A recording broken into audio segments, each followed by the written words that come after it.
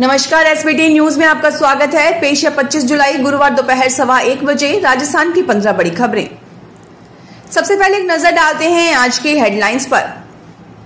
Supreme court ने सुनाया फैसला, खनिजों पर लगने वाली रॉयल्टी टैक्स नहीं है, राज्यों को खनिज पर टैक्स लगाने का अधिकार।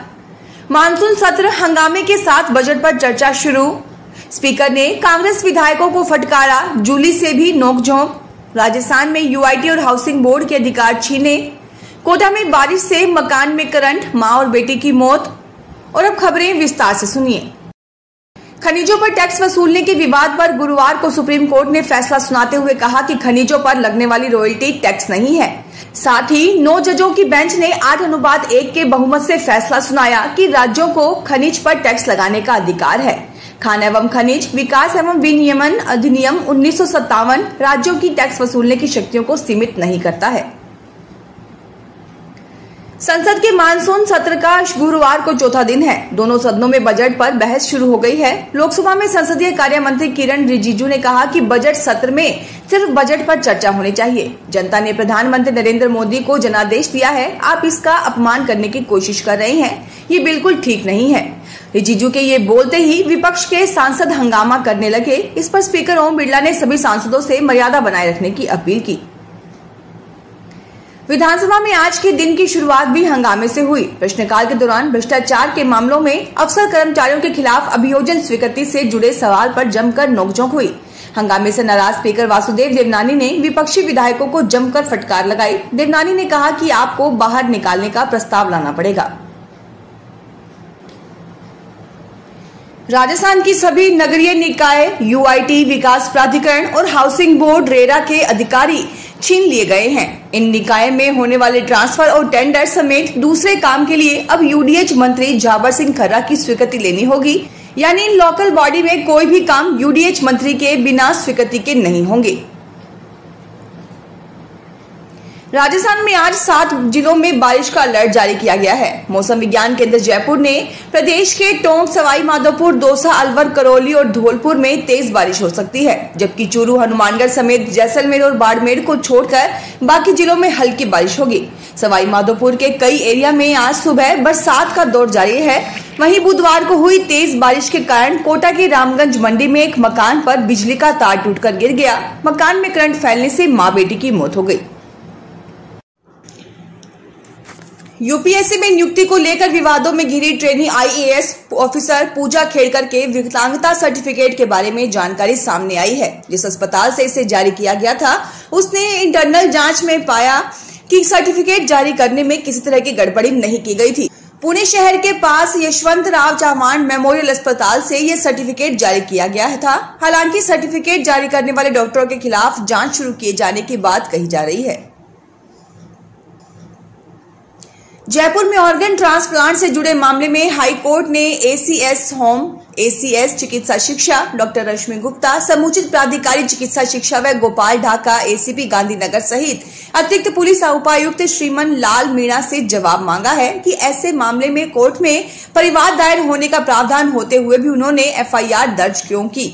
जस्टिस नरेंद्र सिंह ने ये आदेश डॉक्टर संदीप गुप्ता की क्रिमिनल पिटीशन पर दिया। अधिवक्ता हेमंत नाहटा और रिपुदमन सिंह ने कहा कि मानव अंग प्रत्यारोपण एक्ट के अनुसार इन केसों में ना एफआईआर दर्ज हो सकती है और ना ही अपने स्तर पर पुलिस गिरफ्तारी कर सकती है। ऐसे में इस केस में ट्रायल कोर्ट में ही परिवाद पेश करना चाहिए था, लेकिन पुलिस ने चिकित्सा शिक्षा विभाग से मिलीभगत कर आईपीसी में केस दर्ज कर आरोपियों की गिरफ्तारियां की है। कोटा के आंवली रोजड़ी इलाके के रोजड़ी गांव में 50 से ज्यादा मकानों को वन विभाग ने चिन्हित कर खाली करने के नोटिस दिए। मकानों को तोड़ने की चेतावनी दी, जिसके बाद लोग बुधवार रात को शिक्षा मंत्री मदन दिलावर के ऑफिस में पहुंच गए और शिकायत की। मंत्री को ज्ञापन दिया और धरना दे दिया। जयपुर में मुख्यमंत्री जन आवास योजनाओं में गरीबों के लिए बनने वाले आवास प्रोजेक्ट से जेडीए ने हाथ खींच लिए। शहर के अलग अलग इलाकों में बनने वाले आवास योजनाओं में लॉटरी से आवंटन के बाद आवंटियों ने किस्तें जमा नहीं करवाई। जेडीए को आवंटियों से मिलने वाली किस्तों से ही प्रोजेक्ट पूरा करना था, लेकिन अब पैसे जमा नहीं करवाने पर जेडीए ने प्रोजेक्ट रोकने का निर्णय किया है। राजस्थान माध्यमिक शिक्षा बोर्ड की ओर से मुख्य परीक्षा 2025 के लिए आवेदन प्रोसेस आज से शुरू हो गया है। रेगुलर व प्राइवेट स्टूडेंट सामान्य परीक्षा शुल्क के साथ 23 अगस्त 2024 तक आवेदन भर सकेंगे। अजमेर के जवाहरलाल नेहरू मेडिकल कॉलेज में एक स्टूडेंट के साथ रैगिंग कर मारपीट करने का मामला सामने आया है। पीड़ित का आरोप है कि आरोपियों ने मारपीट कर जबरन पांव पकड़वाए और जान से मारने की धमकी भी दी। कोतवाली थाना पुलिस ने पीड़ित की रिपोर्ट पर मामला दर्ज कर जांच शुरू कर दी है। अलवर में सिली सेठ से जयसमंद बांध में आने वाले पानी की राह में बड़े रोड़े बने होटल, रेस्टोरेंट, चार दीवारी व प्लांटिंग को यूआईटी राजस्व सिंचाई विभाग की टीम ने मिलकर चिन्हित कर लिया है। अब 3 दिन में इन पर बुलडोजर चल सकता है। ये सिली सेठ की पाल से जयसमंद की तरफ करीब 4 किलोमीटर के एरिया में चिन्हित किए गए हैं, जिनमें सबसे बड़ा अतिक्रमण नटनी हेरिटेज के नाम से बन रहे निर्माणाधीन होटल का है, जो नाले के ऊपर भी बना दिया गया। रेलवे ने अपना फोकस खास से आम आदमियों पर शिफ्ट कर दिया है। ऐसा इसलिए क्योंकि रेल मंत्रालय ने एक तरफ जहां प्रोडक्शन यूनिट्स को करीब 10,000 जनरल और स्लीपर कोच बनाने के निर्देश दिए हैं, वहीं एसी और नॉन एसी कोच में यात्रा करने वाले यात्रियों की यात्रा को आरामदायक एवं सुरक्षित बनाने के लिए रेल मदद पर मॉनिटरिंग बढ़ा दी है। सीकर के रारनौली थाना इलाके में एटीएम कार्ड बदलकर ठगी का मामला सामने आया है। एटीएम कार्ड बदलकर 3,65,000 रुपए निकाल लिए गए। अब रारनौली पुलिस मामले की जांच में जुटी है।